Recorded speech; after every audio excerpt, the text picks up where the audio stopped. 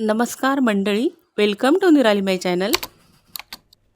आमच्याकडील चैत्र गौरीची ही सजावट पहा, खूप सुंदर अशी सजावट केलेली आहे। पितळीची झोपाळ्यात बसलेली चैत्र गौर आहे, ती मी मांडलेली आहे आणि खूप सुंदर तिला गाठीचा हार घातलेला आहे, गुलाबाचं फूल लावलेलं आहे आणि झेंडूच्या फुलांची सजावट केलेली आहे। वेगवेगळ्या पद्धतीने आपण सजावट करू शकतो।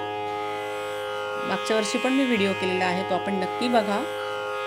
स्त्रियांना हळदी कुंकवाला बोलवलं जातं आणि त्यांना कैरीची डाळ, वाटलेली कैरीची डाळ, पन्ह असं दिलं जातं। भिजवलेले हरभरे दिले जातात, कलिंगडाच्या, टरबूजाच्या फोडी, द्राक्ष असे फळं देखील दिले जातात। थंड असतात उन्हाळ्याच्या दृष्टीने आणि ही सुंदर अशी राम लक्ष्मण सीता यांची मोहक सुंदर अशी मूर्ती असलेली ही फ्रेम आहे। खूप छान राम नवमी झालेली आहे, रामाचं नवरात्र नुकतंच झालंय, आज द्वादशी आहे।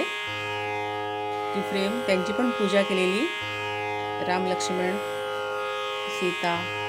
आणि हे वाटली डाळ आहे, कैरीचं पन्ह आहे, शेवयांची खीर केलेली आहे आणि स्त्रियांना हळदी कुंकवाला बोलवून हे टरबूजाच्या फोडी आणि खरबूजाच्या फोडी देणार आहे, वाटली डाळ देणार, पन्ह देणार।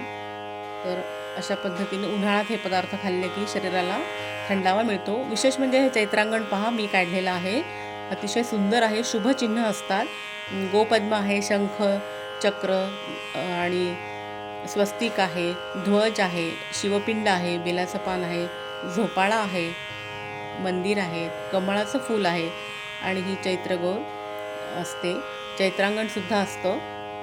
अशा पद्धतीने हे छान असं सजावट मी केलेली आहे। व्हिडिओ कसा वाटला ते कमेंट करून नक्की सांगा। आपल्या मित्रमैत्रिणींमध्ये हा व्हिडिओ नक्की शेअर करा आणि निराली माय चॅनलला प्लीज लाईक, शेअर, सबस्क्राईब करा। Please like, share and subscribe निराली माय चॅनल। थँक्यू।